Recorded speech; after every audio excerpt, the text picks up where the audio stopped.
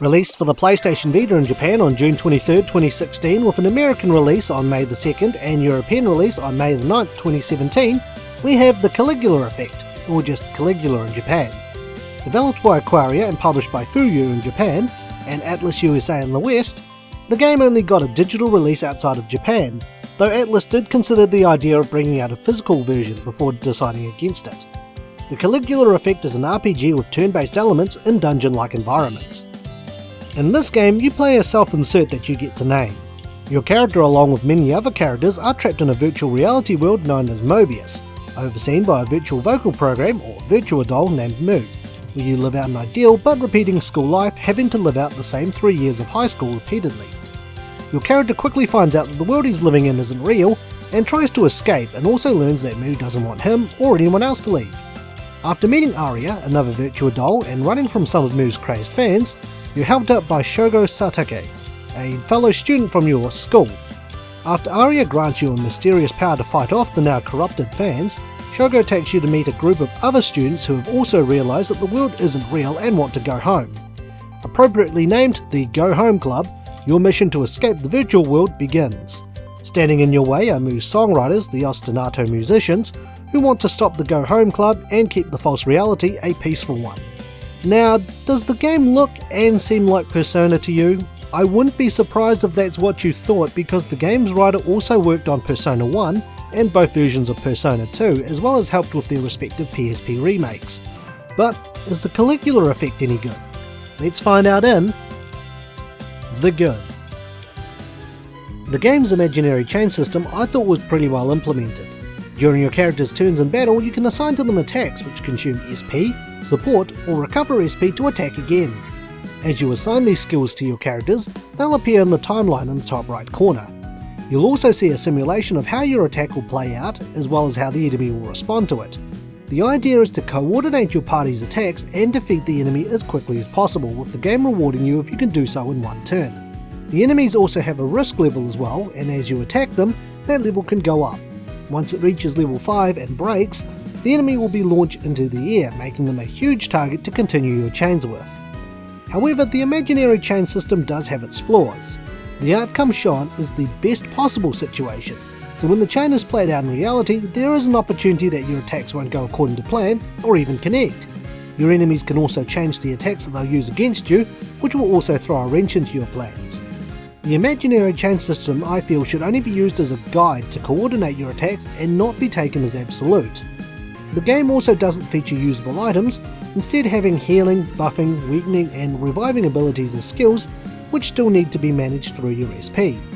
This certainly makes the strategy side of things much more interesting, and I found it was a unique take on the battle system. The game's story, characters and themes I found was one of its greatest strengths. While the story does start out a little slow, as you progress through it, you'll find that most of the Ostinato musicians share similarities or parallels to the characters in the Go Home Club, whether it's lifestyles or ideals. As you go through the game, you can also bond with the members of the Go Home Club, and as you get to know them better, you can uncover the reasons as to why they arrived in Mobius, and ultimately choose to reinforce their motivation to leave, while touching base on a lot of social taboos.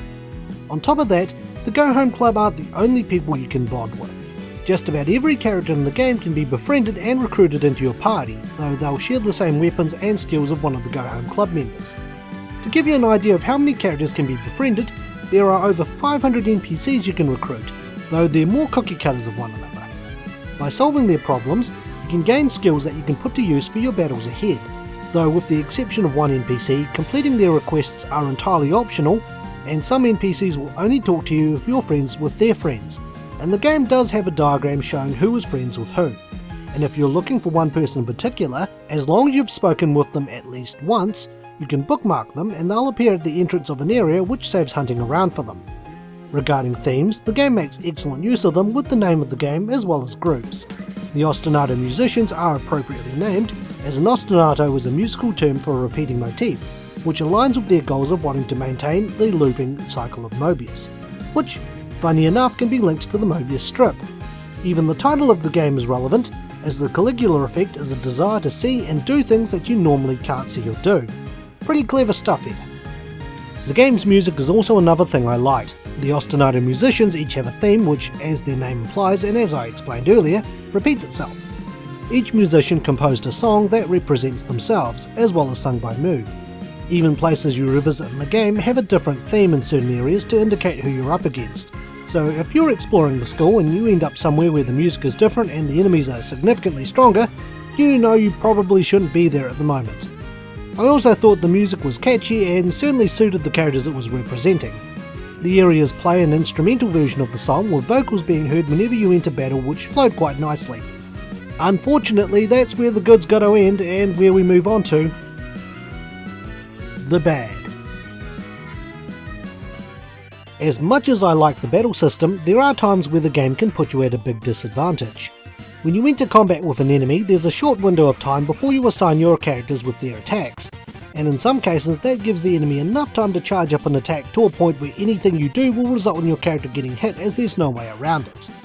Some enemies always love starting things off with an attack called Void Screen. This is an attack with an area of effect, and if your characters are too close to them when the battle starts, which will be the case 90% of the time, depending on how far through they've charged Void Screen, you're forced to use one of your three choices to move the character safely away.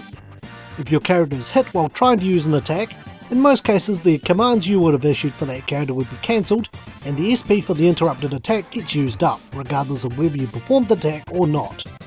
The game also ends if your main character's health drops to 0, which is something I've never been awfully keen on either. Even if you have another character charging a revive skill to use on you, as soon as you drop, it's game over. The enemy AI and level scaling I've also found to be all over the place. Outside of battle, most enemies tend to ignore me as I run past them. Other times, despite being at the same distance, they'll notice me and chase after me. During battle, I could be knocking the stuffing out of an enemy, and one of their friends will just wander in while I'm in the middle of the attack. They won't participate in the battle, so the attack will harmlessly pass through them, and they'll continue to ignore me after the battle's over and as I run past them. Other times I think it's a great idea to join in and ruin any chances of finishing the battle in one turn, and it's not unusual for a single fight to go from a couple of minutes to half an hour or even more if enemies keep wanting to join in and interrupt your attacks. In regard to enemy level scaling, I found it doesn't make any sense. Enemies around and below your level tend to have average amounts of health and you do appropriate damage to them, but some enemies that are maybe 4 levels ahead of you will have nearly triple the amount of health and take very little damage from you while annihilating your entire party. Thankfully, the game warns you if you're approaching the really powerful enemies, as they're more aggressive and more likely to chase after you. But all in all, I personally think the enemy AI is inconsistent, with the level scaling ranging from manageable to brutal.